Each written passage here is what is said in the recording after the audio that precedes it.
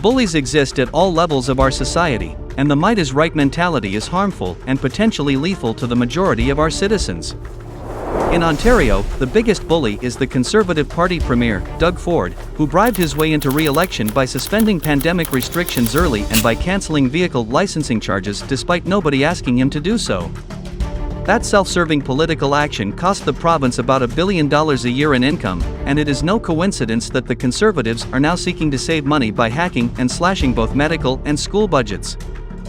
The current strike by the Canadian Union of Public Employees, or CUPE, has been caused solely by an abuse of power undertaken by Doug Ford and his Conservative caucus. Instead of negotiating a contract in good faith and in compliance with Section 2D of the Charter of Rights and Freedoms, the Tories chose to abuse the Notwithstanding Clause found in Section 33 of the Charter of Rights and Freedoms. This flagrant abuse of authority represents a slippery slope on which all our rights and freedoms now ride. We are here to send a message to the Ford government that education workers matter, that workers' rights in Ontario matters. Keep your hands off. Let us bargain fair contracts.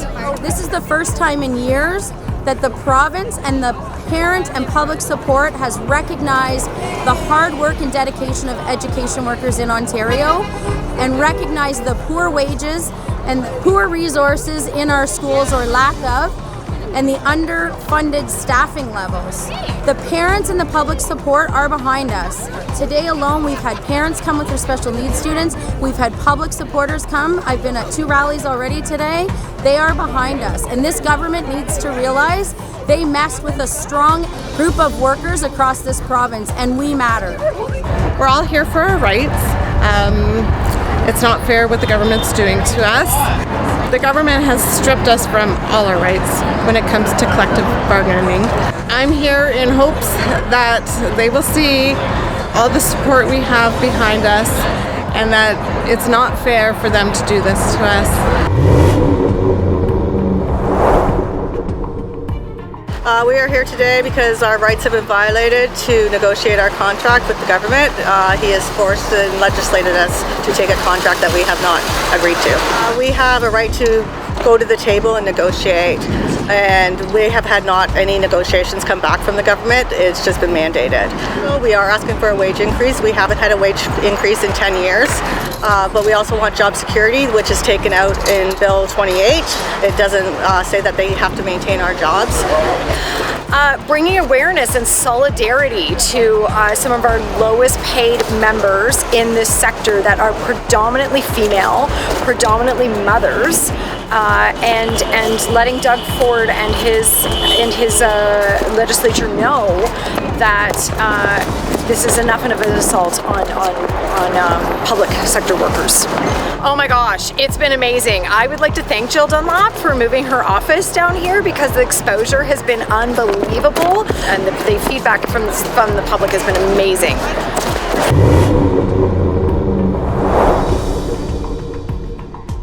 We're here today to protest the fact that the Ford government has imposed a collective agreement on education workers across the province, and in so doing so has also invoked the Notwithstanding Clause, meaning that he's made this strike illegal, and he's said that basically what he said by invoking the Notwithstanding Clause is that he knows that it would not survive a charter challenge, and as a result he put that clause into his legislation so that we couldn't challenge it in court. So where we go from here is we're on strike. Most of the schools in Ontario are closed. That's unfortunate, but we have to make a point. We have to tell the government that it's not acceptable to impose a collective agreement on us with low wage increases for us. And we're receiving a lot of support from other unions, from parent groups, from parents themselves, from people on the street who are supporting us, and they recognize that this is an overreach on the government's part. We are here today to support our CUPE colleagues as they fight this draconian legislation brought in by Premier Doug Ford and Education Minister Lecce, which has limited their rights to bargain and has historically invoked the Notwithstanding Clause to further limit their ability to challenge this terrible legislation which takes out the legs of workers across this province and indeed across this country. The Notwithstanding Clause it allows the government to trample on fundamentally enshrined rights in the Charter of Rights and Freedoms, and it allows them a kind of get out of jail free card with it. It has never been used in the history of our country in a labor dispute. It has been used sparingly in the past, and this government seems intent upon invoking it before a strike even happened, before our CUPE colleagues walked out this morning. This was invoked last night preemptively. It's historic, and it is cutting the legs out from every worker's right to negotiate with their employer. It is an abuse of power, but because we're in uncharted territories, we don't really know how this is going to play out. But no matter how it plays out, we know that workers' rights have been taken away arbitrarily, seemingly, especially on a union that's made up largely of females, largely who are under the on the lower end of the pay scale. They're the lowest paid workers in Ontario schools. It does not seem like they are negotiating in good faith, the government that is. It seems that they were hell-bent on ensuring that collective rights were not going to be upheld for this employee group. Any public sector unionized environment, whether that be the Ontario Public Service Employees Union, whether that be the Canadian Union of Public Employees, our high school teachers in OSSTF, or the Ontario Secondary School Teachers Federation, the Elementary Teachers Federation, it runs the gamut through public health care, through public education, through public services, including all ministry work.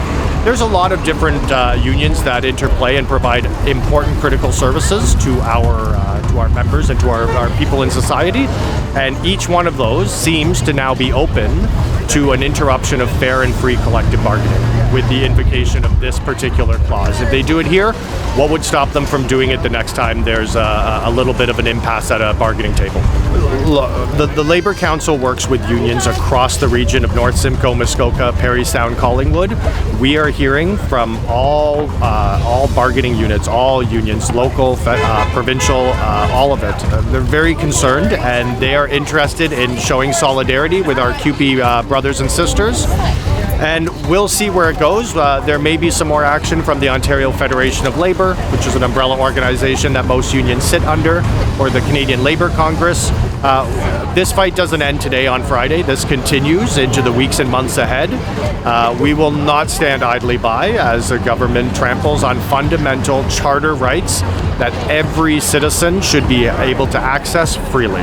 There's a reason we have a charter. There's a reason it is so sacred, and the flagrant abuses of this government shall be held to account in some regard in the weeks and months to come. On Monday, November 7, 2022, the PC Party of Ontario, under the leadership of Premier Doug Ford, raised the white flag in surrender to the strength of the union members who refused to yield to his threats and who promised to escalate their actions to include a province-wide strike.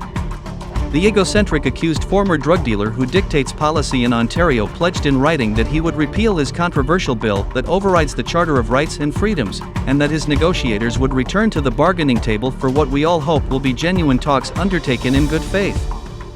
No matter how they might try to spin this in the months and years to come, the Ontario Conservatives tried to bully a group of mostly women and mothers, and they got slapped hard as payment for their arrogance.